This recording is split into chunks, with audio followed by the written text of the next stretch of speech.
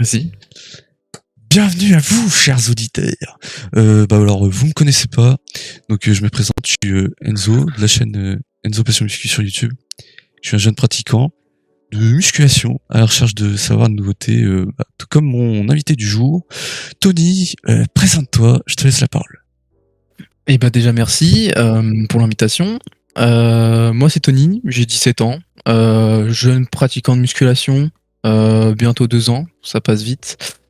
Et puis voilà, tout simplement. Eh ben c'est parfait, hein. On est un peu dans le même cas. De toute façon, on a commencé à peu près au même moment en vrai. Hein. J'ai commencé après toi, mais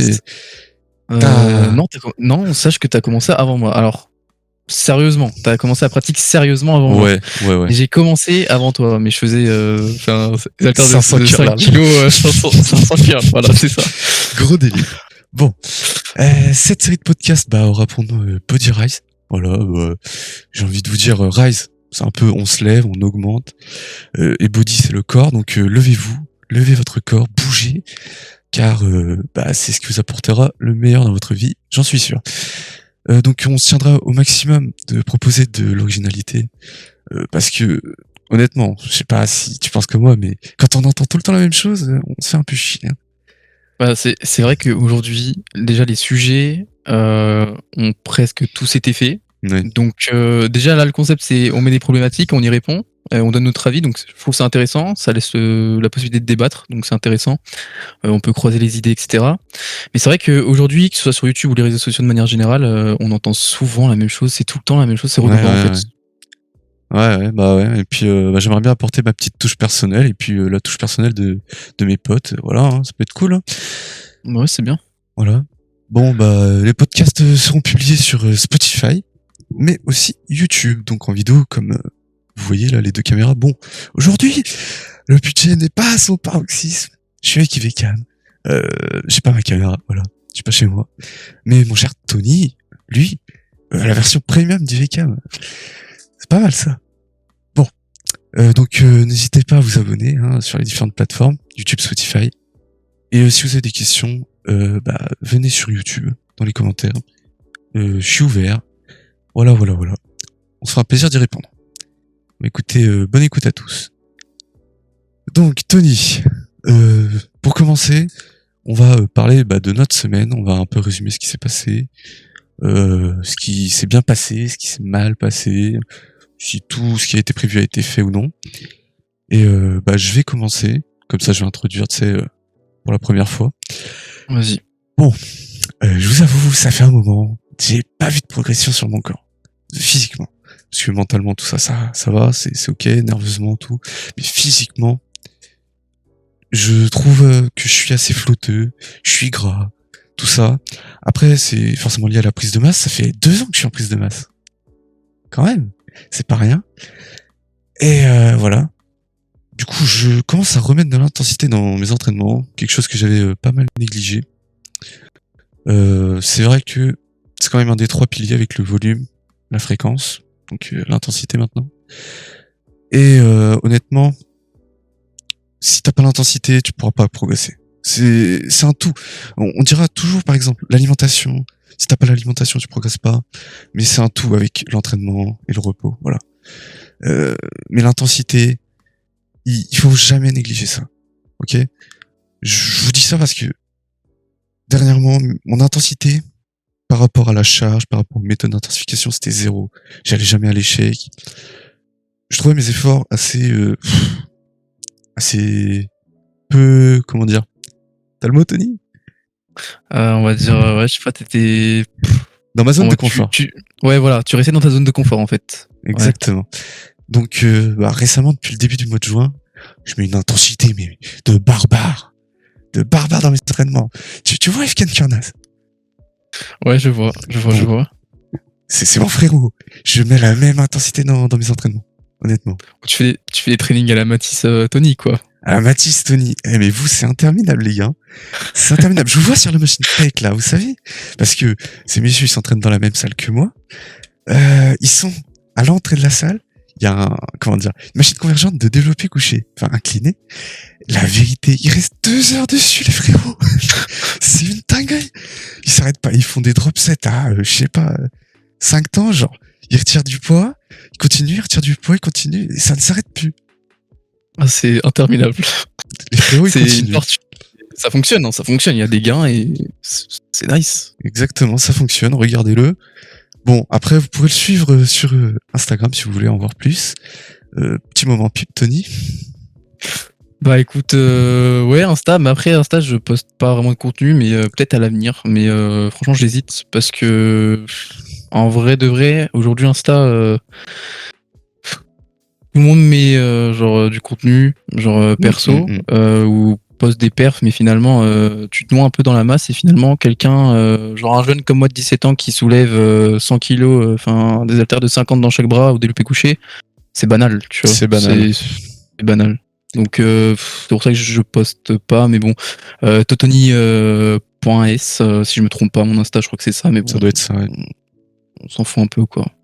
Mais non. Après, c'est banal à l'échelle des réseaux sociaux, mais c'est pas banal. Par exemple, dans notre salle, t'es le seul à faire ça. Oui, c'est vrai. T'es balèze. Voilà, faut le dire. Ah merci, c'est gentil. De rien. Du coup, je disais depuis début juin, je mets une putain d'intensité, tu vois. J'avais commencé par un petit cycle de méthode d'intensification, un peu à la Essan. Tu m'as vu. Je t'ai vu, tu m'as envoyé quelques trucs, franchement c'était intéressant. C'est cocasse. J'étais sur le banc de développé incliné, je faisais du spider curl, là, le curl araignée. Mec, pareil, interminable ma série, hein. Tony, il est venu m'assurer, genre sur les dernières reps et tout. Interminable. Je faisais peut-être 30 reps et tout. À la fin, j'étais tétanisé, mais vous voyez mes biceps. Je les sentais pas avant. Moi, j'ai des biceps très courts, faut voir. Regarde, trois doigts. 3 putains de doigts.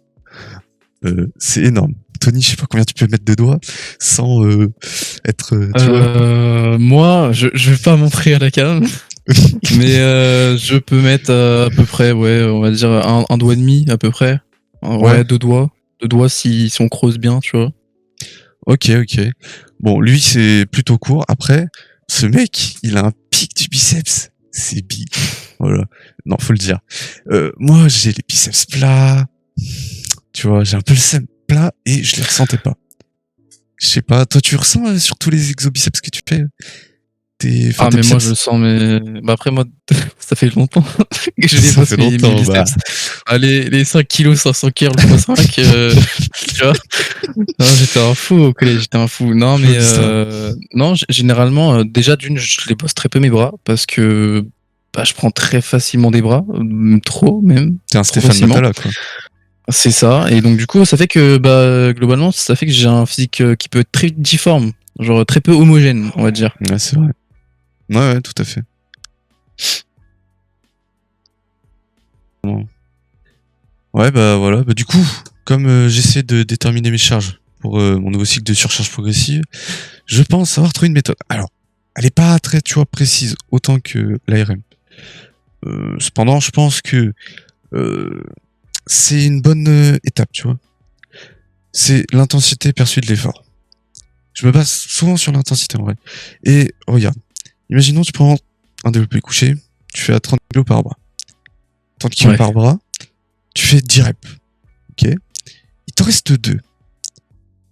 Bon, c'est bien, il te reste 2. Donc, imaginons que t'en chies quand même. Tu vois, t'as du mal à lever les bras. Il te reste 2. Et comment dire? Oh, il pleut. Oh, c'est ça en fait qui me déstabilise. Il pleut. Oh, je deviens fou. Et ben, tu vas peut-être pouvoir en mettre plus sur les barres à la prochaine séance. Et pas forcément recalculer un max, tu vois, tout. Je vois ce que tu veux dire, oui. Mais toi, c'est bien. Ta fréquence de calcul de max, là, tous les 3-4 mois, je trouve ça bien. Ouais, après, ce que tu fais, c'est bien aussi parce que du coup, ça te permet de faire de la surcharge progressive. Donc, indirectement, en fait, de progresser aussi. Hein. Ah, clairement, ouais. La base, hein. Dans les cas, même moi, je fais ça en soi. Hein. Je suis sur de la surcharge progressive sur les 4 mois que je fais. Je suis sur la surcharge progressive. Dans d'autres, je vais faire la décharge, tu vois, forcément. Parce que sinon, après, bon, nerveusement parlant, on suit plus trop. Ouais, bah ouais. Mais non, c'est bien, non, c'est parfait. Ouais, c'est ce qu'il faut faire. Puis, vous savez, il y a plusieurs méthodes de surcharge progressive. Comme on peut jouer sur plusieurs variables. Hein. La charge, les reps, temps de repos, tout ça, le tempo. on peut jouer sur un peu tout. C'est ça qui est bien avec l'entraînement muscu. On peut faire des trucs encore variés, même après énormément d'années de pratique. Et là, je me concentre surtout sur l'augmentation des reps. Et honnêtement, on peut aller loin. Je pense qu'on peut aller très très loin. C'est là qu'on voit que justement il nous en reste. Tu vois, quand SNI dit ouais, il t'en reste encore. À l'échec, c'est minimum 10. Minimum 10 reps. C'est réel. T'en reste. T'en reste du jus.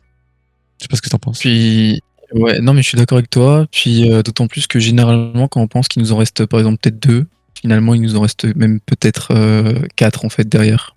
Bah ouais. Voire même peut-être plus. Moi, tu vois, je m'entraîne avec Mathis. Bon, du coup, c'est un de mes gym partners. Ouais. Et bon, du coup, à cette machine de pec dont tu parles, généralement, on est sur la dernière série, voilà, on est très proche de l'échec. On le frôle même, hein, je dirais. Voire même des fois on l'atteint. Et des fois, il me dit, je n'en peux plus, stop. Bah, moi, j'arrive gentiment, je lui dis, tu m'en fais encore 5. Donc, Juste les 5. et les 5, je vois en fonction de son niveau, tu vois, mais je donne un exemple. Mais bah, généralement, il les a en fait à chaque fois. Hein. Et même des fois, un jour, je lui ai dit, tu m'en fais 5, et il m'en a rajouté une encore derrière sur les 5. Donc finalement, généralement, on pense être à l'échec musculaire, mais je pense que c'est psychologiquement, comme on n'a pas envie de sortir de nos zones de confort parce que ça nous met dans l'inconfort, et parce qu'on n'aime pas l'inconfort, ce qui est normal. Et ben en fait, on n'ose pas les dépasser et chercher ce palier. Chercher plus, ouais. Non, de toute façon, l'humain, il est programmé aujourd'hui dans notre société actuelle à rester dans sa zone de confort, faut le dire. Mais quand tu vas à la salle, tu y vas pour te faire mal. Tu vas pas pour soulever des petits poids de 2 kilos, tu sais, les mémés là, avec les poids bleus, roses là.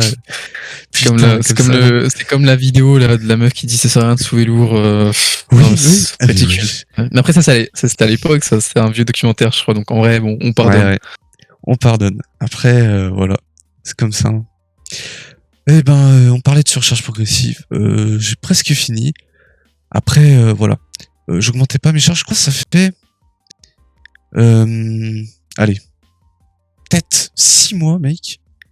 J'avais pas augmenté mon poids sur le soulevé de terre. Tu vois? Ouais. Bon, ouais, là j'ai arrêté. J'ai arrêté de faire du soulevé de terre, mais c'est autre chose. Ça faisait 6 mois que j'en avais pas augmenté. Et honnêtement, je sentais, tu vois, j'avais encore quelques petites courbatures parfois le lendemain. Bon, c'est pas forcément signe d'un bon entraînement. Mais niveau progression physique, je voyais rien. Je voyais aucune amélioration. Je suis à 100 kilos sur la barre, peut-être pour 10 reps. Je sais que je peux aller chercher des 120, des 130, mais au-dessus après, déjà on va se blesser. Et puis ça va être contre-productif, ça revient à ce qu'on disait tout à l'heure. Les mecs qui s'entraînent mal en salle, on les voit direct. Et j'ai pas envie de tomber dans ce dogme-là, on va dire, dans cette idéologie-là. Donc je me dis, putain, faut pas que j'augmente. Et finalement, j'augmente pas et je progresse pas. Et tu vois, on parlait de l'intensité. J'ai augmenté le poids, forcément c'est lié à l'intensité. Hein. T'augmentes le poids, la charge, ça augmente l'intensité directe. Et j'ai commencé à progresser. J'ai repris du dos. Tu regardes mes photos d'il y a 6 mois et mes photos d'aujourd'hui.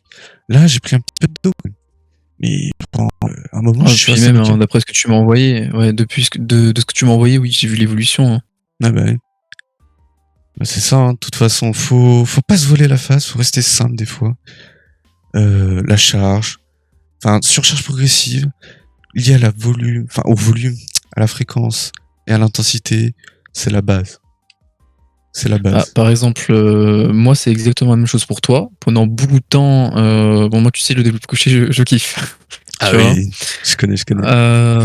Et franchement, honnêtement, pendant longtemps, je restais dans ma zone de confort et ça me stressait parce que je voyais les gens autour de moi, même mon gym partenaire, tu vois, améliorer ses perfs de ouf. Et moi, j'étais là en train de stagner pendant, je pense que j'ai stagné pendant facile 2, 3, voire même 4 mois, tu vois. Parce que j'avais peur d'aller au-delà et de me blesser ou quoi, parce que j'avais de temps en temps des petites douleurs ou des trucs comme ça, tu vois. Et finalement, je me suis dit, mais non, mais en fait, qu'est-ce que tu fais? Tu vois, sors de ta zone de confort. Donc je suis sorti de ma zone de confort. J'ai commencé à aller vouloir chercher pour commencer plus de reps. Une fois que j'ai eu plus 2 4 reps, bah, je suis parti en surcharge progressive petit à petit, tu vois, et hop, j'ai gagné. Je crois mon bench, j'ai gagné sur mon bench facile. Alors je sais pas. Je crois que j'étais passé de 80, mais je suis passé de. Ouais, j'ai gagné 20 kilos, 10 kilos 10 peut-être. par bras. Ouais, non, mais c'est Ouais, vrai. ouais, 10 par bras, tu vois. Donc ouais, comme quoi, faut juste sortir de sa zone de confort. C'est plus facile à dire qu'à faire, mais faut juste, justement, faut expérimenter en fait. Faut expérimenter pour le vivre et pour s'en rendre compte, pour ensuite acquérir l'expérience et le vécu et pour pouvoir s'adapter dans le futur, quoi. Ouais, c'est ça. Toi, tu grappilles très vite les kilos quand même par bras au développé couché. Hein. Je sais pas ce que tu fais à la maison, mais frérot, tu manges pas que de la whey. Hein. Encore de la whey, j'en ai pris. Enfin là, j'en prends même plus. Hein. En soi, quand t'es jeune, bon là c'est encore notre débat, mais quand t'es jeune pratiquant, que sur le pré-workout, les compléments alimentaires, ça reste des compléments alimentaires, techniquement parlant. Ouais. T'en as pas forcément besoin en fait. Selon moi, t'as besoin de compléments alimentaires dans le cas où vraiment, dans des cas spécifiques, genre si t'es expérimenté, mais là t'en auras forcément besoin parce que dans tes repas, t'auras pas suffisamment tous tous les dosages, par exemple, tous tes quotas en protéiques, par exemple, tu vois. Ouais. Genre, Par exemple, pour sèche. ou- Sèche ouais, extrême. voilà, ou sinon c'est comme, bon là c'est pas les compléments alimentaires, mais c'est comme les jeunes pratiquants qui prennent du pré-workout, mais c'est ridicule. Le mec n'a même pas 1 an de musculation et il va aller venir prendre du pré, ça n'a aucun intérêt. D'autant plus quand tu vois que des mecs qui sont expérimentés, qui ont 7-8 ans de muscu, en prennent peut-être, mais en prennent que très rarement eux-mêmes parce que Ouais. c'est pas utile, tu vois, ça sert à rien. Puis ça va créer une T'es, jeune dépendance. pratiquant. Grosse Ouais, dépendance. en plus, alors que tu n'en as pas besoin. Ouais, c'est ça. À part dans certains cas de figure, si vraiment quand tu manges de manière générale, tu n'as pas tes quotas en protéines ou lipides, glucides, tout ça, à la limite, bah, là justement, prends des compléments alimentaires du coup pour pallier à ce manque. Justement, c'est des compléments alimentaires et généralement les gens pensent que c'est comme des produits magiques, comme des produits Ouais, dopants en ouais. fait. Alors que pas du tout en fait. De toute façon, il faut que ça reste un moyen, tu vois, pas une fin. Parce que si tu prends des compléments C'est ça. alimentaires à chaque repas, ou je sais pas, t'as pas. En fait, je me suis imaginé une fois. Imagine, t'es dans l'espace, t'as pas d'animaux, t'as pas de végétaux, tout ça. Tu dois bouffer. À l'avance, t'as pris quoi? La bouffe, des fois, ça se conserve pas et tout. Les frérots, ils mangent quoi?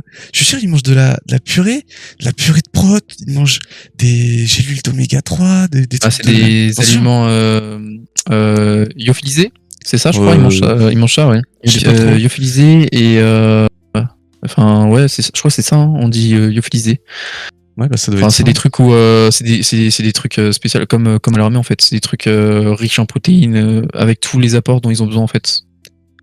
Ouais, bah, voilà. Et ces mecs-là, bah, du coup, ils mangent plus vraiment du solide. Et je pense, mentalement, quand tu te dis, putain, je mange plus, quoi. Même si t'as les nutriments, t'as les macronutriments, t'as les vitamines, les minéraux nécessaires, mentalement, c'est pas pareil. Mais je pense qu'on divague beaucoup du sujet principal. Je sais pas ce que t'en penses. C'est vrai. C'est vrai. Non mais c'est intéressant. En tout cas, on peut parler de 10 000 trucs dans tout cas. Ouais, bah oui. C'est vrai qu'on divague un peu. On divague très souvent, nous. Bon. Du coup, voilà. Je parlerai dans un prochain podcast de ma méthode pour trouver la bonne charge plus précisément. J'irai plus taper dans le dur du sujet. Et voilà. Mais sinon, pour conclure, grosse erreur de débutant, mon gars, dont personne ne parle. Voilà. Et je parlerai dans un prochain podcast de pas augmenter la charge, tu vois. Mais surtout, pas augmenter la charge pendant une prise de masse. Parce que putain, Ouf, ah oui, ok. en fait, Oui. là, tu vois, t'es en excédent calorique. Et tu crées forcément de la matière à chaque fois. Alors, imagine, t'as pas tes quotas en protéines journaliers suffisants. Tu dois atteindre ça, t'es à ça, frérot. Bon, voilà. Et imagine, t'as les lipides et les glucides, et ils sont un peu au-dessus, du coup. Voilà. Mhm. Et ben, forcément, tu vas pas prendre du muscle. Les protéines, il y en a pas assez. Et tu vas prendre du gras, le glucose, enfin, provenant des glucides, il va être stocké en glycogène dans le foie, dans le muscle. Mais quand tu as plus assez de place, et ben, voilà, l'insuline entre en jeu. Mais l'insuline, c'est une hormone. C'est pas dans notre corps, c'est en quantité, tu vois, modérée, j'ai envie de dire. Il y a une limite. C'est contrôlé, ouais, C'est contrôlé, il y a une c'est limite. régulé. Exactement. Voilà, ouais. Et une fois que ton taux de glycémie dans ton sang atteint un certain quota, que ton insuline ne peut plus réguler, tu vois, ça va se stocker sous forme de cellules graisseuses. Bon, après, voilà, c'est beaucoup, comment dire, vraiment condensé, ce que je dis. Et Ouais, mais après, en vrai, c'est clair quand même. c'est clair. Et du coup, j'ai pris pas mal de graisse ces derniers temps. Et voilà, il faut toujours rester dans une optique quand même de surcharge progressive. Parce que sinon, vous allez pas prendre du muscle, vous allez prendre ce que vous voulez pas prendre, au final, du gras. Voilà. J'ai tout dit. Écoute, mon cher Tony, parle-nous de ta semaine un petit peu. Voilà. Raconte-nous. Bah écoute, moi j'en ai un peu parlé tout à l'heure, hein, du coup avec toi, mais du coup ça va être très court. Mais personnellement, du coup, moi je ne travaille pas là, je suis en repos, littéralement. Ouais. C'est très bizarre même. Mais ouais, on va y revenir. Mais du coup, ouais, c'est vrai que généralement les gens ont peur de prendre juste de se reposer en fait, de se reposer. Alors que le repos c'est quand même essentiel dans la prise de muscle. Je le rappelle quand même. Donc voilà. Mais du coup, ouais, ça va faire bientôt 2 semaines que je suis en repos. Bon, hier, j'ai cédé à la tentation. J'ai fait une petite séance épaule vite Ah, il fait. faut. Il faut. Du coup, j'ai bossé mes deltoïdes postérieurs et antérieurs parce que du coup, forcément, je mets beaucoup plus l'accent dessus. Et donc, du coup, bah, je me suis dit, quitte à faire une séance, autant faire mes deltoïdes. Voilà, Ouais, tout simplement. En plus, t'as un beau point fort pec, je trouve. Hein. C'est vrai. Merci, T'as c'est des beaux gentil. triceps. Bon, Oui, c'est vrai. tu peux faire le deltoïde antérieur. Et en plus, le deltoïde postérieur, on le connaît bien, celui-là. Il est un peu réticent par rapport à l'hypertrophie. Il faut le bosser. C'est vrai. Il faut le bosser. Ah, Voilà. mais oui. En plus, généralement, c'est ça qui est un petit peu traite quand tu commences la musculation, c'est que tu n'as pas forcément toutes les connaissances encore acquises. Et donc, bah, généralement, tu sais pas qu'il faut travailler ce muscle. Et donc, généralement, en fait, bah, quand tu es débutant, tu oublies totalement de travailler. Tu ne le travailles même pas, en fait, parce que tu ne le prends même pas en compte, en fait, dans tes entraînements, où tu vas mettre un exercice, et cet exercice, tu vas généralement mal l'effectuer parce que tu auras une mauvaise exécution. Donc Ouais, ouais. finalement, voilà. Et en plus, d'autant plus que quand tu es débutant, on a tendance quand même à généralement, par exemple, aimer faire des exercices comme les développés couchés, Bien de base, ouais. élévation frontale quand on commence Oh, aussi, hein, on les fait souvent. oui, Et celle-là, oui. ouais. Donc forcément, en fait, bah, ton deltoïde antérieur, il explose et tes épaules, elles partent vers l'avant et tu ne travailles pas tes deltoïdes postérieurs. Mais tu sais, il y a des mecs, hein. Je sais pas si t'as entendu sur les réseaux, mais il y a des mecs qui sont encore pires. Ils disent, frérot, le deltoïde postérieur, en fait, si t'en as pas, c'est pas grave. Néglige-le. Je te jure, Quoi? j'ai vu ça une fois. Ouais, Alors, ils ont dit, on s'en bat les couilles. j'ai jamais entendu ça, mais après, franchement, ça me choque pas, honnêtement, que tu me dis ça. Dans tout cas, franchement, avec ce qu'on voit sur les réseaux aujourd'hui, ça m'étonne même pas, et je trouve que, bon là, je vais divaguer un petit peu, mais je trouve aujourd'hui c'est compliqué de s'informer en musculation sur les réseaux sociaux, parce que t'as beaucoup de gens qui font de la broscience, ou qui vont parler, mais c'est même plus de la broscience à un certain niveau, hein. À un certain stade, c'est vraiment des âneries, en fait. Euh, Moi, je suis un mec, c'est un coach pour le coup, et qui, à chaque fois qu'il donne une information, cite la source. Ah ouais. Et ça, franchement, c'est un bonus, c'est un plus. Si vous voulez consommer du contenu sur les réseaux sociaux, informez-vous avec des coachs qui soient professionnels ou pas, mais qui citent leurs sources pour que vous puissiez les vérifier, parce que c'est super important. Non, mais clairement, hein, c'est la base. Moi, je sais que je suis généralement deux coachs. Les boss. Jamo. Voilà, ça, je t'en parle depuis le début, frérot. Lui, ça a été mon mentor depuis le début. Il le sait pas. J'arrive dans le game. Et ensuite, t'as forcément Essan NFC. Lui, tu vois ses entraînements, tu vois, tu t'en inspires. Ce mec, c'est une source d'inspiration. C'est vrai. Non, franchement, en plus, ces trainings, ils sont super intéressants. Je trouve même à analyser. Des fois, je m'amuse à analyser pourquoi, comment il fait ça, en fonction de sa morphologie et tout. Puis non, c'est trop intéressant parce qu'en plus, il présente des athlètes avec des profils différents des fois. Et donc, des fois, tu peux entre guillemets te voir dans l'athlète parce que peut-être cet athlète il a la même morphologie, les mêmes points forts ou faiblesses que toi et donc du coup bah c'est des choses super intéressantes Non, non, mais clairement. à regarder en fait. Et le pire, c'est même le mieux, c'est quand tu vois que les informations, par exemple, de Jamo et de Essan, genre, elles sont cohérentes, ça concorde.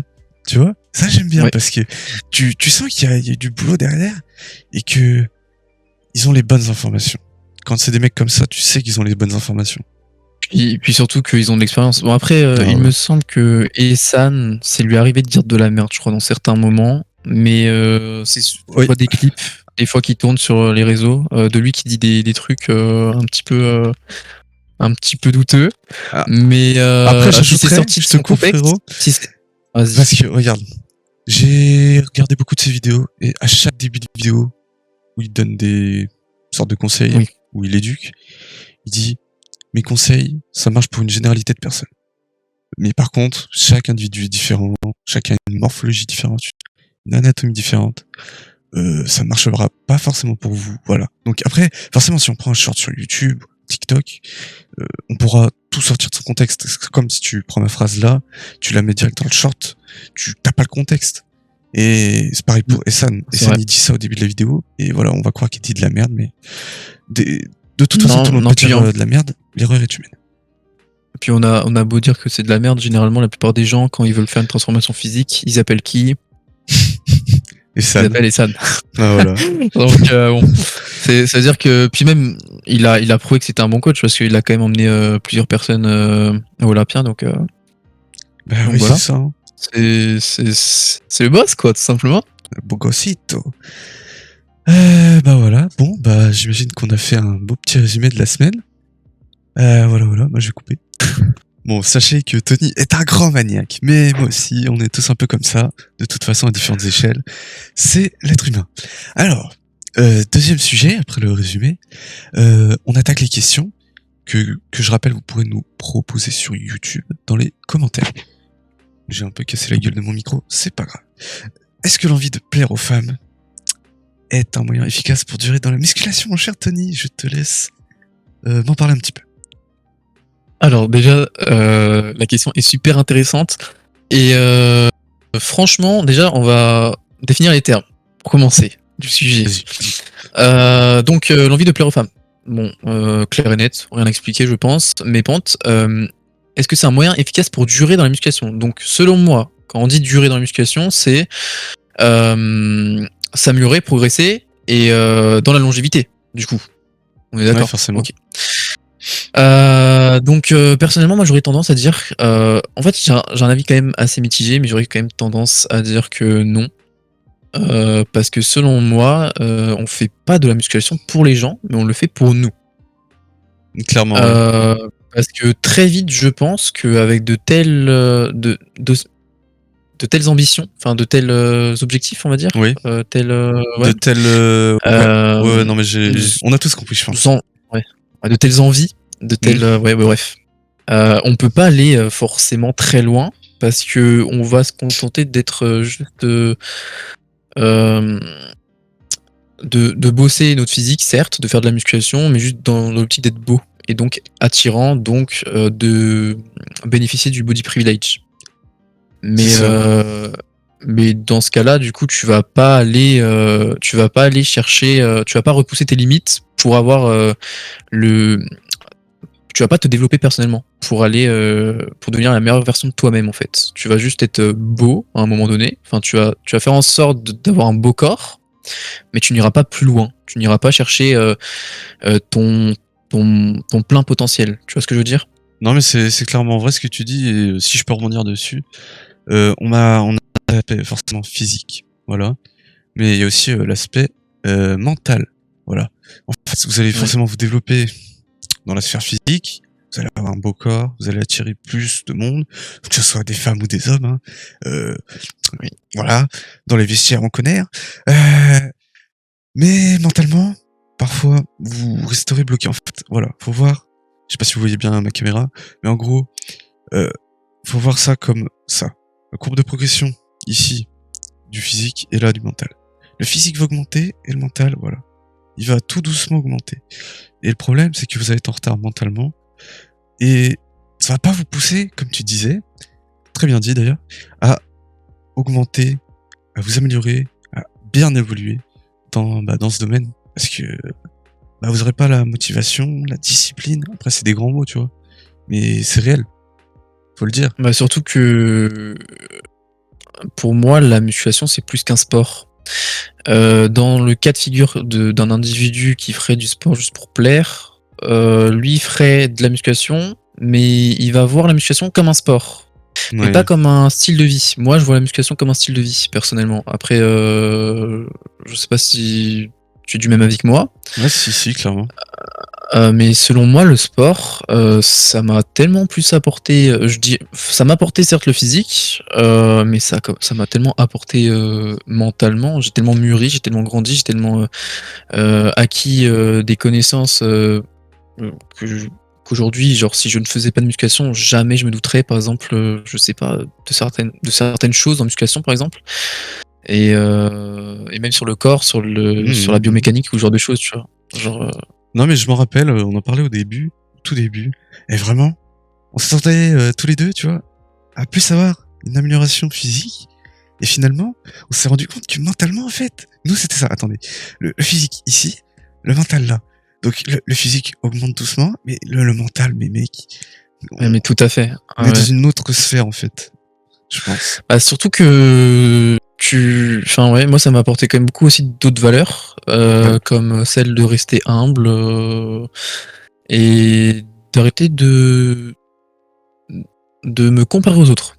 Ça ouais, c'est un truc que je répète souvent, à même ah certaines ouais, personnes de la salle qui viennent me voir, qui me disent: «Tu énorme», c'est gentil, mais moi j'en ai rien à foutre d'être énorme, tu vois? Enfin, moi je me vois pas ouais, je comme vois. tel, tu vois? Hmm. Quelqu'un aura beau me dire que je suis beau, personnellement, moi, dans mon cas, moi, je veux toujours plus. Donc, pour moi, je ne suis pas suffisamment beau. Donc, quoi qu'il arrive, t'auras beau me dire ça, moi, j'en ai rien à foutre. Moi, je me compare pas aux autres. Moi, je me compare à mon moi d'hier. Et c'est souvent ce que je leur dis. Arrête de te comparer aux autres parce que un tel n'a pas la même pratique que toi, n'a pas la même vie que toi, ne mange pas pareil que toi, n'a pas le même métabolisme. Donc, à quoi bon te comparer à quelqu'un qui n'a rien à voir avec toi, dans la même pratique, dans le même sport, à part le fait que le seul point en commun que vous avez, c'est que vous vous entraînez au même endroit et que vous faites le même sport, c'est tout. Mais sinon, votre Mhm. pratique est diamétralement opposée. Donc, d'où pourquoi, genre se comparer, c'est inutile en fait, se comparer aux autres. Donc moi, ça m'a apporté beaucoup de valeur la musculation par rapport à ça, et ça m'a fait mûrir en fait sur beaucoup d'aspects, hein. Mais en tout cas, mon développement personnel, enfin, je Ouais, me suis beaucoup développé personnellement. c'est Genre, ça. La musculation, ouais. c'est étroitement lié au développement personnel de toute façon. Je sais que depuis que j'ai commencé la muscu, après, voilà, c'est d'autres domaines, justement. Ça touche d'autres domaines. J'étais productif, mais fois 1000. En fait, ça m'a appris, moi, personnellement, à rester sérieux, assidu, discipliné dans ce que je fais, en fait. Et forcément, toutes les qualités que tu vas retrouver dans ta pratique, par exemple de musculation, tu vas les retrouver dans d'autres aspects de ta vie. Et je sais que, bon, pas forcément à l'école, je peux améliorer, mais par exemple, dans mes projets perso, je pourrais vous en citer un là maintenant. Là maintenant. Et ben, par exemple, ces podcasts. Voilà. Ça, c'est mes projets perso. Jamais j'aurais pensé avant. J'avais peut-être ouvert une chaîne YouTube, mais c'était du gaming. Et c'est vrai qu'on s'est beaucoup suivi depuis cette époque-là de gaming. Et à chaque fois, je pense, on a toujours eu la même ligne directrice. Et on était toujours côte à côte. Et je pense que c'est ça qui nous a amené à ce qu'on est aujourd'hui. Des personnes humbles, honnêtes, disciplinées.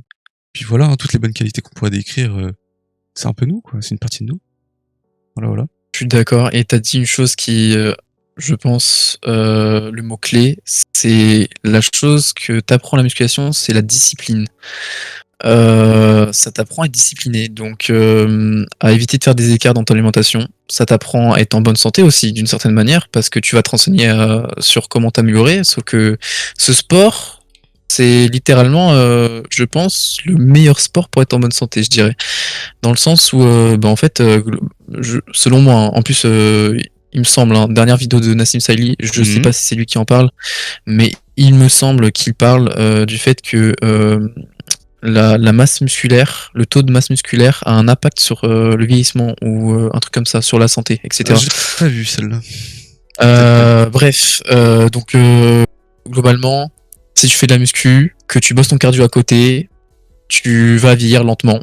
Donc être plus longtemps en bonne santé que demander de plus, Ah oui. c'est bénéf. Le meilleur mode de vie, comme tu disais. C'est ça en fait le mot-clé. Ouais, Gros c'est ça, mot-clé. c'est un mode de vie. Donc Mode de globalement, vie, quelqu'un qui discipline. fait ça, voilà, ouais, c'est ça. Donc globalement, quelqu'un qui fait ça pour plaire, qui fait de la muscu pour plaire, pour moi, il n'ira pas loin dans la discipline parce qu'il n'aura pas forcément les mêmes objectifs. Parce que je pense, selon moi, que on a tous commencé la musculation sous différentes raisons.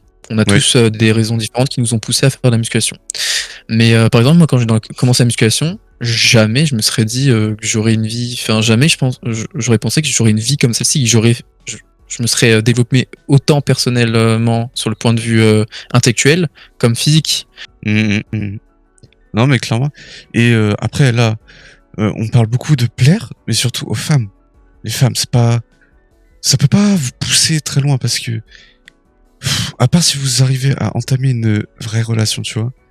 Parce qu'aujourd'hui, dans notre société actuelle, de toute façon, c'est l'individualisme qui prône.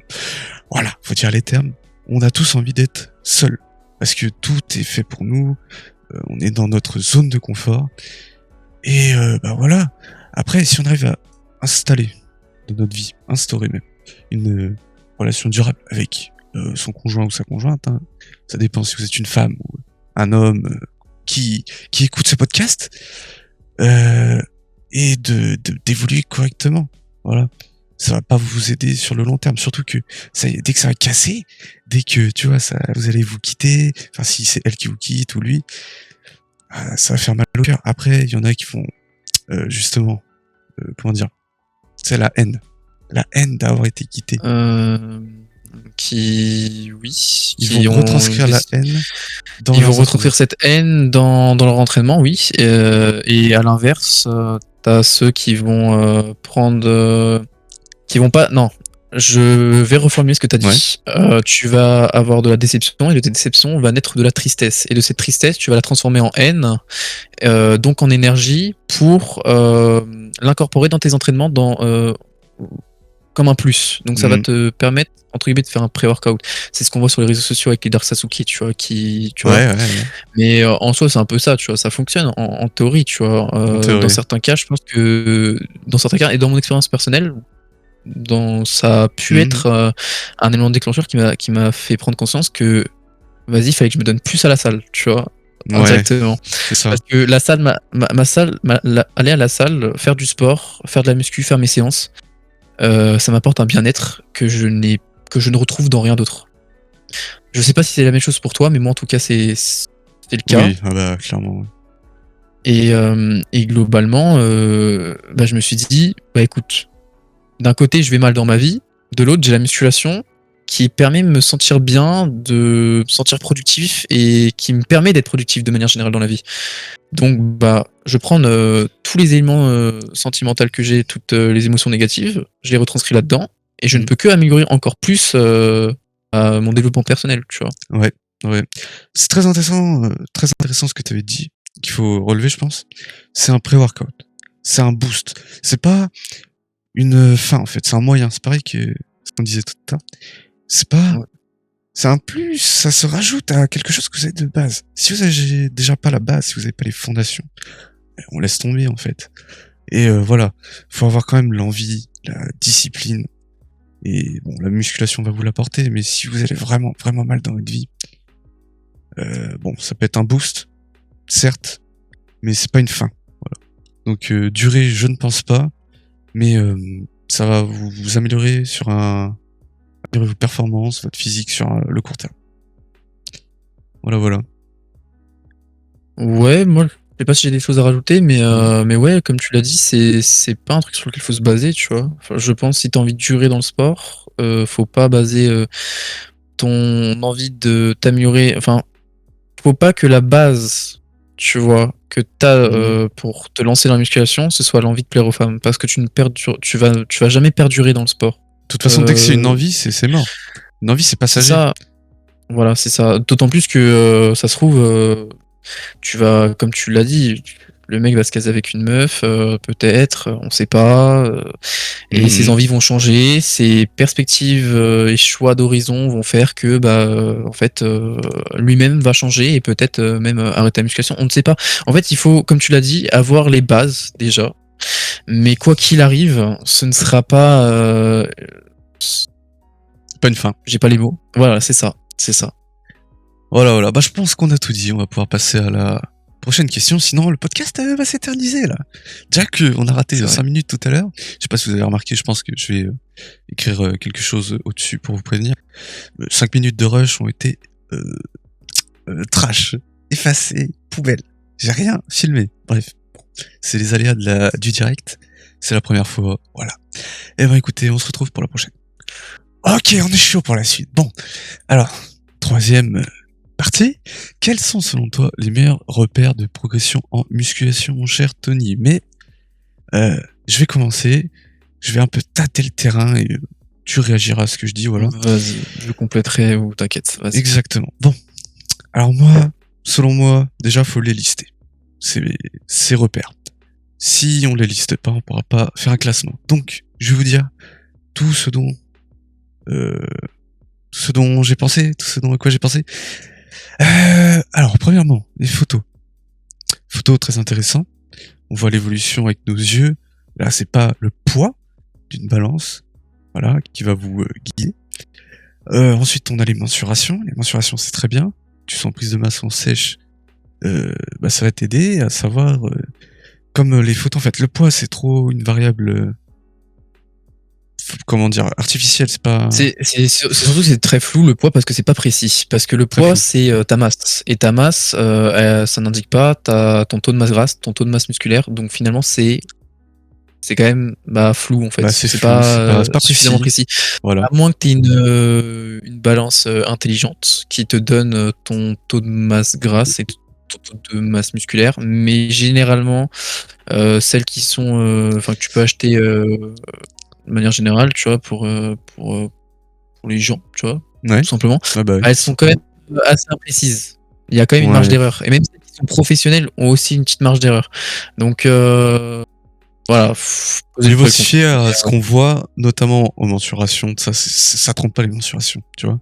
Et surtout que les mensurations, vas-y. c'est souvent sous-estimé, mais c'est, je pense, l'un des meilleurs repères, franchement, parce que Mhm. ça te donne, pour le coup, vraiment des chiffres concrets sur lesquels tu peux te baser pour voir ta progression. Pour le coup, c'est pas flou parce que c'est des mensurations. Ouais, clairement. Après, on peut parler aussi du taux de masse grasse, comme tu l'as dit, mais aussi au niveau des performances, c'est-à-dire la RM, répétition maximale. Et en dernier, je pense, les habits. Les habits, mec. Je pense que ça a été un grand indicateur pour moi depuis le début parce que, ayant commencé ectomorphe, très très maigre, toi, Tony, un peu plus gros, je pense qu'on l'a tous vu, tu vois. On a tous vu le changement. Toi, t'as fait ça, moi j'ai fait ça. Et forcément, moi je suis passé de S à M à L.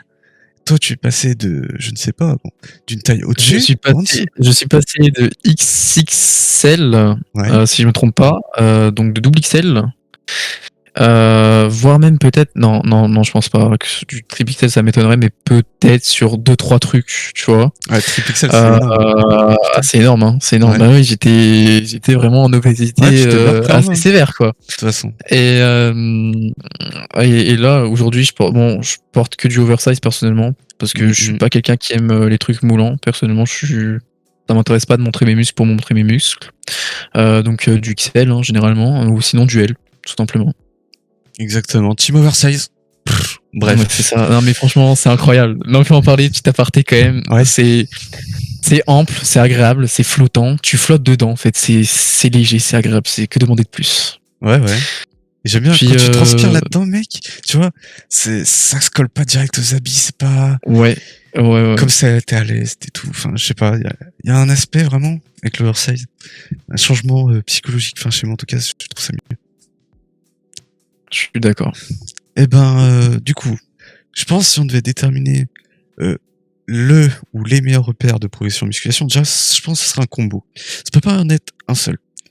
Ah non, Bien c'est pas un que, seul, c'en est plusieurs. voilà, Tu vois. bien que la mensuration, enfin les mensurations, taux de masse grasse, tout ça, c'est déjà pas mal, tu vois. T'as bien dans le concret. Ça doit être un combo. Selon moi, les photos, ça explicite bien la chose, tu vois.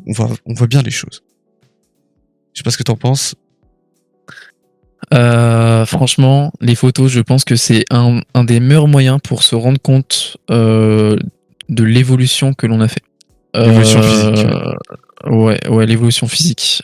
Parce que forcément, chaque repère ont des faiblesses et ont des qualités et des points Mm. forts. Parce que, par exemple, sur les poids que tu soulèves, je sais pas si on a cité la Si charge, la RM, ouais. comme ouais, la RM, du coup, ça t'indique pas ta progression sur ta taux de masse musculaire, par exemple, tu vois. Mm. Pourtant, les photos, elles, vont peut-être te donner une idée de ton taux de pourcent de body fat, par exemple. Ouais.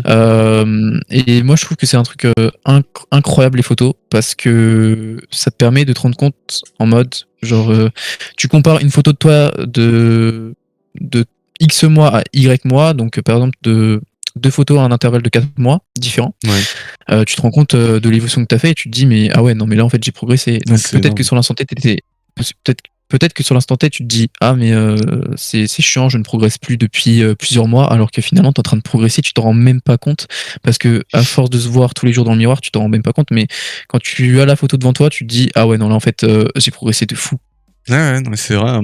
Moi, personnellement, tu vois, j'ai fait un fichier Excel et à côté, j'ai mis toutes les photos côte à côte de chaque mois. J'ai pris depuis le début une photo par mois.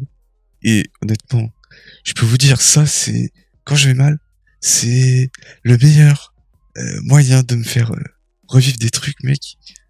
Waouh, c'est incroyable. Quand Bah, tu vois d'où tu viens, en fait, c'est fou. Bah oui, tu vois le point A au point B où tu en es, Mhm. tu vois. Et en plus de ça, genre, ça peut aussi te permettre de te remotiver. Peut-être que c'était un coup de mou, tu regardes ça, tu te dis, j'ai déjà fait tout ça, tu vois, en période Ouais, de temps.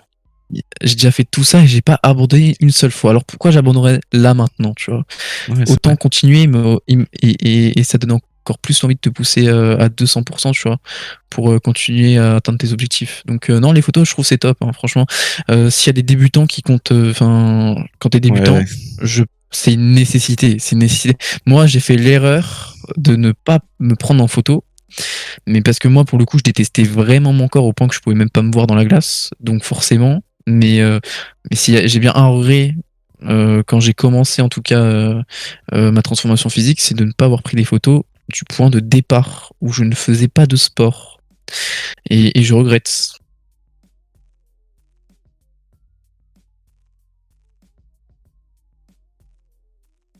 Je ne t'entends plus.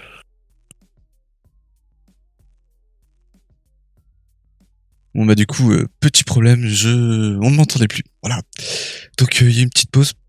Sinon, je crois que je parlais des photos et que les photos, c'était très bien à prendre au début, notamment pour tout le corps. Faut pas négliger une seule partie du corps. Mais les photos, faut les mettre avec les mensurations. Les mensurations, mec. Tu vois, les photos, ça peut. T'imagines, t'es de face, tu vois ton ventre. Certes, tu prends une photo au mois de juin et tu regardes le mois d'août, tu vas peut-être voir un changement si t'en sèches, mais c'est surtout au niveau des mensurations que ça va taper dans le concret. Tu vas voir qu'il y a du changement parce que si tu passes de 89 à 85, mec, peut-être que ça se verra pas trop à la caméra. Mais au niveau des mensurations, là, ce sera explicite. Et je pense déjà, photo, mensuration, c'est un beau combo. Je sais pas ce que t'en penses. Oh là, Alors attends 2 secondes. oh là, oh là. Petit problème technique. Ah, les problèmes, hein, décidément, là. Décidément, ça s'enchaîne. Alors attends. Vas-y, hein, Osef, hein. Bon, vas-y, je On mets va en voir ça. pause. Les problèmes. Bon, ceux qui sont sur Spotify, aucun problème. On s'en fiche. Mais par contre, YouTube, bon, vous avez plus la caméra de Tony. Je vais quand même rester ici. Voilà, on est là, on continue, on ne s'arrête jamais. On est présent. Mais je crois que ma caméra rame un peu de toute façon, donc bon. On verra la prochaine fois, j'investirai sûrement dans la version payante d'Ivicam, parce que ça a l'air d'être une masterclass. Mais Tony, je crois il a perdu de la batterie en très très peu de temps. Hein, je sais pas ce que t'en Non, penses. non, en fait, moi, c'est que je ne charge plus mon téléphone la nuit parce que ça te Ah nique oui. ta batterie parce que comme tu dors, tu sais, ça le met à 100%. Ouais, Et ça genre, continue de charger. c'est pas bon, ouais. Ah, je sais pas moi. Et sauf que là, comme je filmais en haute résolution, forcément, j'ai vite perdu. Et en plus de ça, j'avais plus beaucoup de batterie, donc bon, bah, une pierre deux coups, quoi.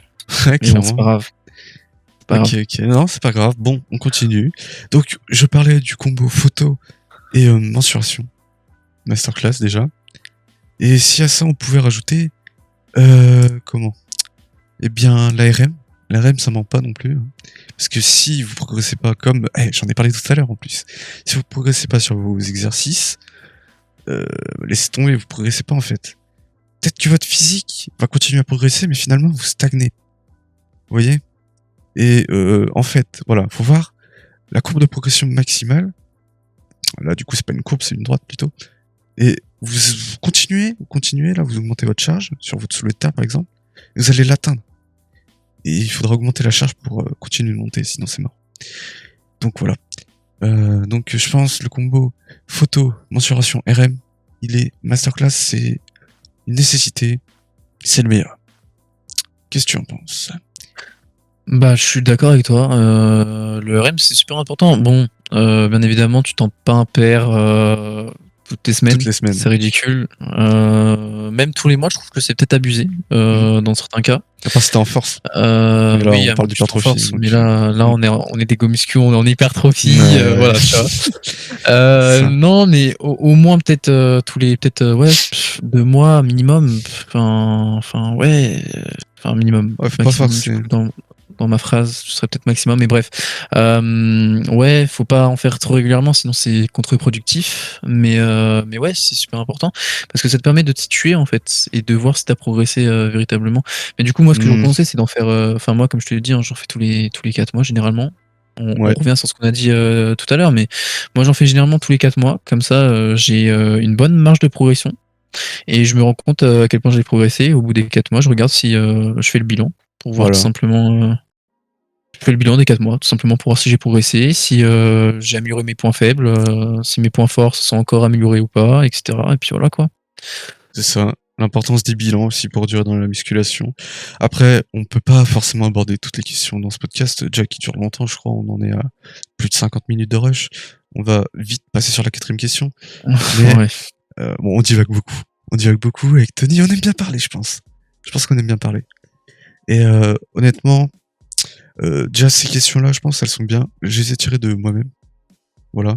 Au moins, pour le premier podcast et les prochaines, on verra sur YouTube, du coup. Ou même sur des forums, hein, j'irai voir pour trouver l'inspiration. Oh, oh, il y avait il y avait un chat dans la rue, il a sauté, mon gars. Enfin bref, moi j'ai pas de chat. De toute façon, tout peut me surprendre.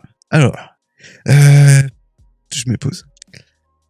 Quatrième sujet.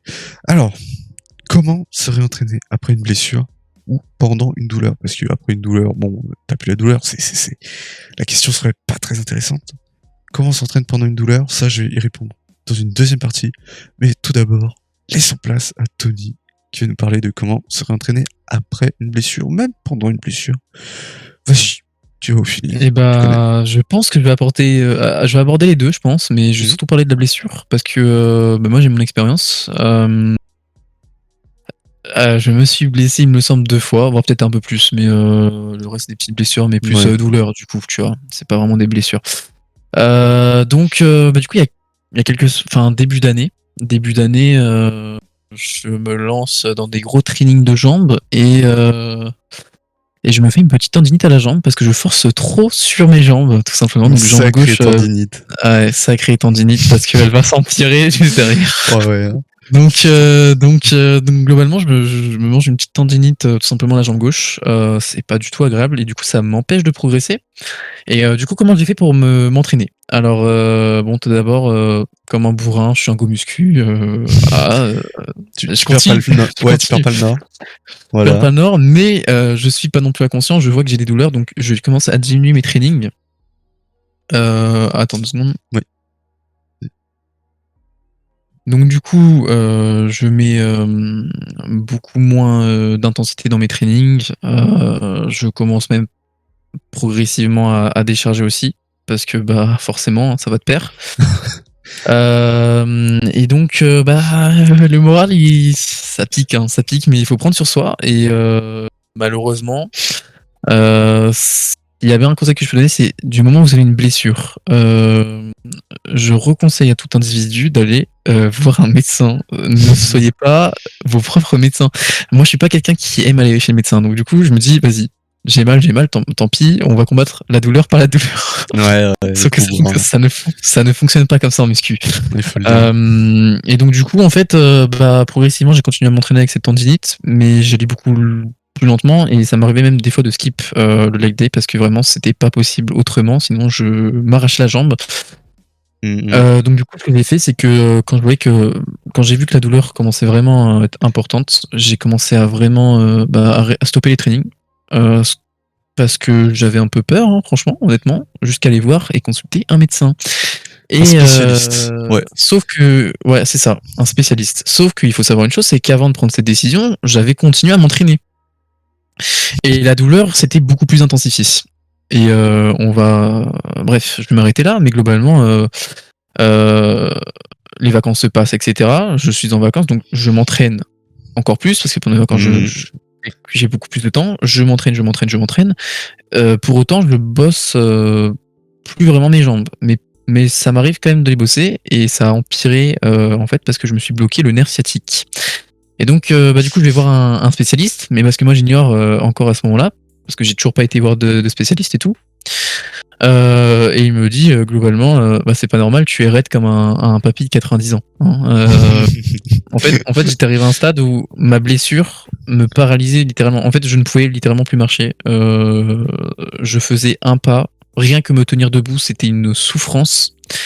Je ne pouvais pas faire un pas sans pleurer. C'était une douleur, mais comme je n'ai jamais ressenti ça, je me suis dit, mais c'est là où tu te rends compte à quel point c'est plaisant d'être en bonne santé. Genre, à quel point c'est incroyable.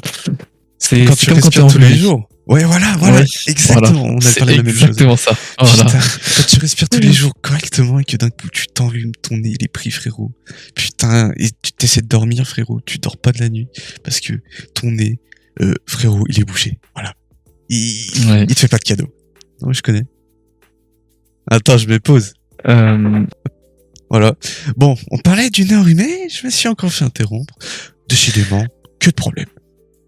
C'est pas grave, t'inquiète. Mais du coup, globalement, c'est là où tu te rends compte vraiment que c'est plaisant d'être en bonne santé. Mais du coup, oui, quand je vois que du coup, je suis dans la capacité de marcher et de faire un pas correctement et de me tenir droit, parce que je ne pouvais plus me tenir droit, j'étais courbé, comme si j'avais un papy qui a une scoliose, qui est courbé sur lui-même. C'était horrible. Donc du coup, je vais consulter un spécialiste et il me dit globalement que je me suis bloqué le nerf sciatique, tout simplement. Bon, j'ai eu la chance. Attends, dis-leur. Vas-y. T'as continué de marcher. T'es pas resté dans ton lit. Non, j'ai continué de marcher et je me suis pas arrêté pour la simple et unique raison que globalement, je pense que c'est contre-productif de rester en repos. Dans ce genre de cas, je pense qu'il faut y aller petit à petit, mais il faut avoir une activité physique. Je pense, selon moi. Ouais. Et mon médecin m'a prescrit du coup une ordonnance pour aller voir, je ne sais plus comment on appelle ça. Un kiné. Un kiné, voilà, un kiné. Ouais, un kiné, c'est ça. Donc du coup, j'ai commencé à avoir des sessions de kiné. Et à ça, je continuais la musculation par contre, hein. Même si, voilà. Il a rien compris. Parce que j'avais eu des médicaments qui m'avaient permis de diminuer la douleur, mais il faut savoir que j'avais, dans ma pratique de la musculation, j'avais diminué mes trainings, ils étaient beaucoup moins longs, beaucoup moins intensifs, mais c'était histoire de ne pas rien faire et d'être au minimum actif, d'autant plus que ma kiné me disait, je vais pas t'interdire de faire du sport, cependant, ce que je te conseille, c'est d'arrêter pendant, on va dire 2-3 semaines, un spécialiste qui m'a dit ça. Donc j'ai écouté parce que elle savait ce qu'elle me disait, parce qu'elle-même faisait du sport, notamment de la musculation. Et donc du coup ça m'a aussi aidé dans ma prise de décision. Et elle m'a dit, moi-même je fais de la musculation et dans ton cas, moi ce que je te conseille, c'est de pas arrêter non plus ta pratique du sport, continue à faire du sport, mais cependant les jambes n'en fais plus pendant X temps. Donc Mmh. pendant X temps, j'ai arrêté de faire des jambes parce qu'en fait, à chaque fois, lorsqu'on faisait des sessions, du coup, elle testait, voir ma réaction, face aux exercices pour voir si, j'étais dans la capacité de pouvoir faire des exercices. Ensuite avec des charges, donc faire de la muscu et donc du coup, elle pouvait, juger si, j'étais apte pour enfin reprendre la muscu et à un moment donné, elle m'a dit: «Bah écoute, là, tu es apte à pouvoir reprendre la muscu, cependant tu ne mets pas lourd». Et Mmh. donc c'est ce que j'ai fait et progressivement, j'ai commencé à augmenter et progressivement, j'ai commencé à guérir donc forcément ça allait de pair. Bon, aujourd'hui, j'ai encore quelques séquelles de cette, blessure parce que, Ouais, ouais. j'ai perdu en mobilité, en souplesse, enfin c'est ouais Mmh mh. et et puis, je dis: «Ouais, hein, ça m'a laissé des marques», mais bon, comme quoi c'est important d'aller quand on a mal, des douleurs qui Mmh mh. persistent et de pas continuer à s'entraîner, d'aller, consulter un spécialiste, comme tu l'as si bien dit, parce que sinon, tu te retrouves, en fait, globalement, te bloquer et finalement, si j'aurais été voir un spécialiste dès le début, peut-être que j'aurais pas eu besoin de m'arrêter dans ma pratique, des leg Des day, jambes. tout Ouais, ouais, simplement. ouais. Non, c'est Voilà. vrai. Après, il faut pas écouter les médecins généralistes qui vous disent, d'arrêter. Voilà. De toute façon, faut toujours rester en mouvement. Je suis Frérot, d'accord. c'est pas reste chez toi, bois une bière devant ton match de foot, avec ton gros bide, ça va mieux aller. Non, c'est tu bouges. Même si tu un peu mal, tu vois? Tu fais un effort. Après, faut C'est pas rester dans sa zone de confort. Ouais, c'est très caricatural, mais en soi, t'as pas tort non plus parce que si tu restes dans ta zone de confort et que tu ta blessure, tu vas te conforter à l'idée que en fait, ce qui t'arrive, c'est une fatalité, donc globalement que ça sert à rien de fournir des efforts pour changer la donne parce que tu ne peux rien y faire. On peut toujours y faire quelque chose et on peut toujours s'adapter et le mot clé, c'est l'adaptation. L'adaptation, Faut s'adapter, tout clairement. simplement. Ouais, ouais, non, mais t'as bien fait d'aller voir un spécialiste. Voilà, voilà. Ouais, Et tu l'as fait assez voilà. tôt quand même. Faut Ouais, je l'ai fait Bon, relativement tôt contrairement quand à même. certains Bon, oui, je qui pense brûlent, mais que ouais, ils se parce que blessent. moi encore ça va, j'étais dans la capacité de me tenir droit, de marcher, mais ça aurait pu peut-être être pire. Mmh. Mais ça après, on refait le monde avec des cils. Mais bref, je te laisse parler de la douleur en soi parce que je pense que c'est tout aussi intéressant. Oui, oui, effectivement. Après, une douleur, faut savoir que ça va pas vous empêcher de vous entraîner. Une blessure, oui. Mais une douleur, voilà. Vous allez vraiment, vraiment vouloir continuer à vous entraîner. Et honnêtement, vous connaissez les petites micro-lésions là, à l'épaule, à la coiffe des rotateurs, avec Tout le monde l'acromion connaît ça. couvrant là, sur le tendon du supraépineux dès que tu lèves le bras. Aïe, Et aïe, malade, hop, aïe. Ah frérot, personne n'assume quand il se passe ça. Enfin bon. rien que d'y penser, c'est terrible, hein. Ah bah voilà. Et je pense qu'on l'a tous vécu et on a tous réagi d'une certaine manière face à ça. Moi personnellement, j'ai continué de m'entraîner, mais je pense avoir une structuration, ouais, un bon entraînement quoi. Je m'entraîne assez bien, je m'informe tous les jours de toute façon, je suis à fond dedans. Et je pense que le fait d'avoir adapté plutôt correctement les exercices par rapport à la douleur et surtout mon programme, ça fait que j'ai pu mieux récupérer. Alors, il y avait certainement plusieurs causes à cette douleur aux épaules. Euh, voilà, j'en ai décelé deux. Il y avait un moment dans ma pratique où bon, je devais aller à la salle. J'avais envie. J'étais invité à Basic Fit, c'était la première fois. Et je me suis dit, allez, let's go. Ce jour-là, on a fait les épaules. Le problème, c'est que ce jour-là, voilà, vous le mettez bien au milieu. J'ai fait les épaules, mais le jour d'avant, j'ai fait les épaules. Et le jour encore avant, j'ai fait les épaules. Le jour d'après, j'ai fait les épaules. Et le jour d'après, encore après, j'ai encore fait les épaules. En gros, je fais les épaules 5 jours de suite. Sauf que, bon, certes, j'ai fait deltoïde antérieur peut-être un jour, deltoïde postérieur l'autre, ensuite latéral post, tout ça. J'ai bien alterné au niveau musculaire, mais au niveau articulaire. Mais le fiasco, frérot. Le fiasco, je sais pas ce que t'en penses, toi, mais 5 jours de suite, les épaules, t'imagines? J'imagine pas le stress que tu leur as fait, subir, que ce Ouais, soit à ouais. tes muscles et à tes articulations. Et encore, j'allais pas à l'échec, je vous en ai parlé tout à l'heure. J'allais pas à un échec fou. Mais c'était quand même bien violent et j'en ai senti les effets. Donc déjà, ça c'est la première cause. Deuxième cause, ça pourrait être aussi que j'ai pas assez de mobilité aux épaules. Notamment lors des mouvements de presse, c'est-à-dire développé couché, écarté, comme ça là, pour les pecs, et les dips. je pense que c'est les dips qui m'ont achevé, mais aussi peut-être les écartés de ces couches à la poulie. J'avais commencé à les faire le mercredi, on le faisait ensemble. Ouais. Et je pense que ça m'a bien détruit parce que l'amplitude, j'en avais rien à foutre. Alors que, vous voyez la longueur de mes avant-bras, je peux me mettre debout. Mais j'ai des avant-bras très très longs. Ah bon, on voit pas. Très longs. Tous les deux, on a des avant-bras longs, oui. Voilà. Et forcément, ça inclut, ça vous oblige même à limiter l'amplitude sur les mouvements, ou alors, ça on n'en parle pas beaucoup, d'avoir une mobilité impressionnante. Sauf que la mobilité, ça s'acquiert pas en 5 minutes de routine, c'est par des entraînements réguliers, fréquents, et sur le long terme. Il y en a, ça a mis 2 ans, j'ai vu sur internet, sur une chaîne de kiné, à passer de ça, de rotation externe, à ça. Ça a mis 2 ans. Et en vrai, déjà, c'est de très beaux progrès. On est d'accord. Et comment dire, ce progrès-là, ça s'est retranscrit dans le programme de musculation de ces gens-là, et ils ont pu faire leur mouvement correctement. Sauf que ça marche sur le long terme. Tout le monde veut aujourd'hui les choses sur le court terme, maintenant. On est d'accord, Tony? Oui, oui, c'est vrai. Non, mais on veut tout de suite. Mais ça a toujours été le cas, hein, pas que notre génération en soi. Hein. Ah oui. Ça, c'est la gratification instantanée. Et bon, du coup, je me suis dit, ok, j'ai sollicité mes épaules tous les jours. Mes muscles, c'est ok. Par contre, ma récupération articulaire, zéro, frérot. J'étais dead. Je pouvais plus lever les bras. J'avais trop mal. Du coup, je me suis dit, je vais deload. Donc, j'ai fait une semaine de deload. J'ai fait une semaine vraiment de deload parce qu'il y en a, par exemple, ils divisent leur volume par 2. Ça marche.